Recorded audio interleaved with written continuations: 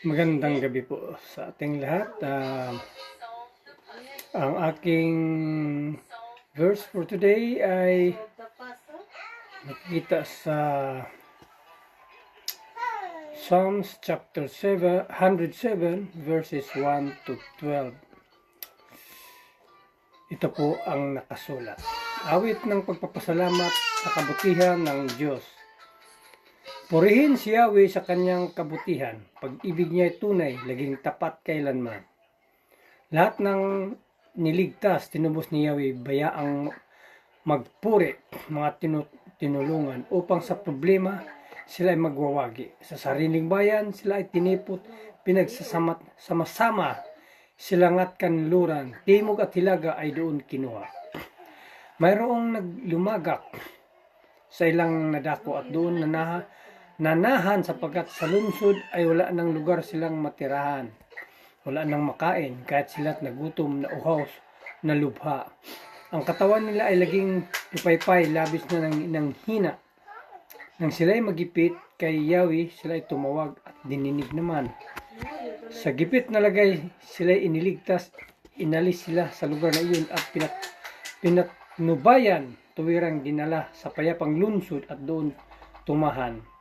Kaya dapat namang kay Yahweh ay magpasalamat dahil sa pag-ibig at kangahanga niyang pagliligtas. Mga nauuhaw ay pinapainom upang masiyahan. Mga nagugutom ay pawang binubusog sa mabuting bagay.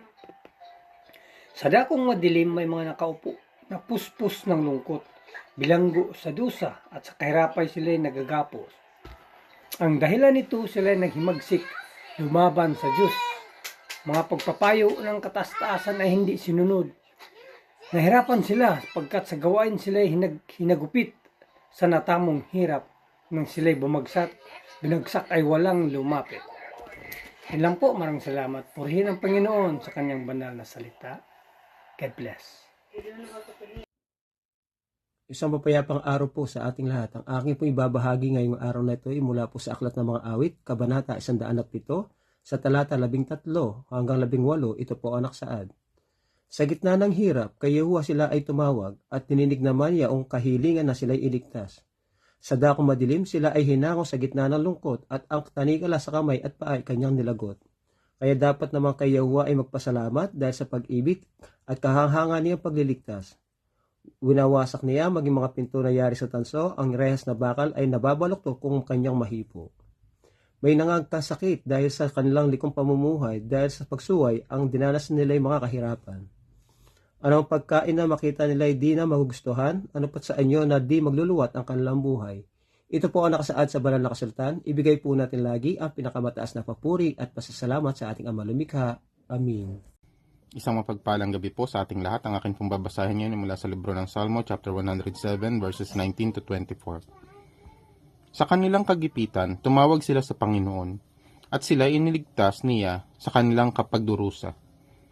Sa kanyang salita sila'y nagsigaling, at iniligtas niya sila sa kamatayan. Kaya't dapat silang magpasalamat sa Panginoon, dahil sa pag-ibig niya at kahangahangang gawa sa mga tao. Dapat silang mag-alay ng handog ng pasasalamat sa Kanya at ihayag ang Kanyang mga ginawa ng may masayang pag-aawitan. May mga taong sumakay sa mga barko at nagbiyahe sa karagatan. Dahil ito ang kanilang hanap buhay, nakita nila ang kahangahangang mga gawa ng Panginoon sa karagatan. Amen. God bless po. Magandang gabi po sa ating lahat. Ang babasahin ko po ay mula po sa Salmo, chapter 107, verse 25 to 30. Sa utos niya, ang hangin ay lumakas at lumaki ang mga alon.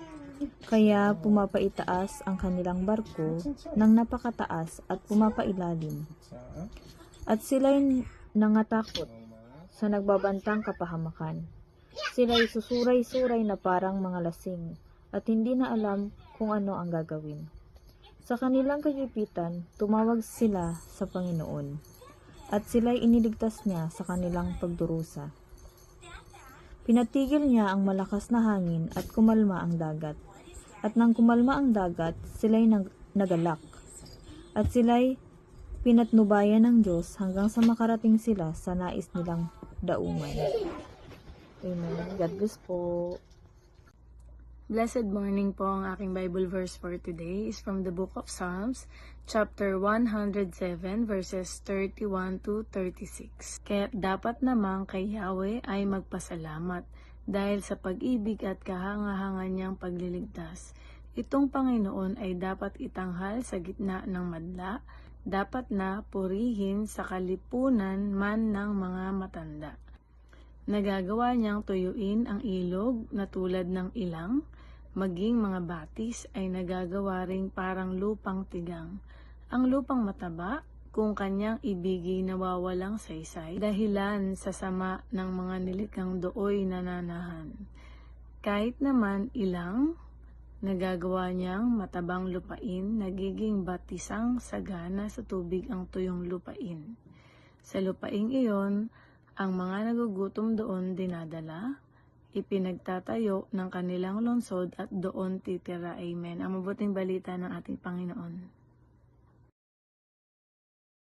So muli po, isang mapagpalang araw po muli sa ating lahat. At tayo nga po ay nasa Psalms chapter 107 verse 37 to 43. Sabi po dito, nag-ahasik sila sa bukirin at nagtatanim ng ubasan at nag-aani ng masaganang bunga. Sila'y pinagpapala niya, kaya't sila'y dumadami ng lubos at hindi niya hinahayaang mabawasan ang kanilang hayop. Ngunit sila'y nababawasan at napapababa dahil sa kapigatian, kasamaan at kalungkutan. Binubuhos niya ang paghamak sa mga pinuno at sila'y pinapagala sa ilang na walang landas.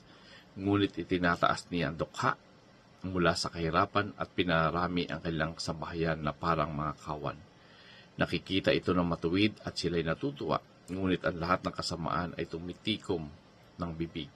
Sino mang pantas ay mag-iisip ng mga bagay na ito at kanilang uunawain ang kagandahang loob ng Panginoon. No? Talagang dito po natin makikita na talagang ang Diyos po, no, yung pinagmumulan ng pagpapala.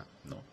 Kaya dito po natin mapupuna na kapag ang tao po ay nasa maayos na relasyon, no, sa Panginoon, ay yung kanila pong mga pinaghihirapan, no, talagang ito po ay may bunga, no.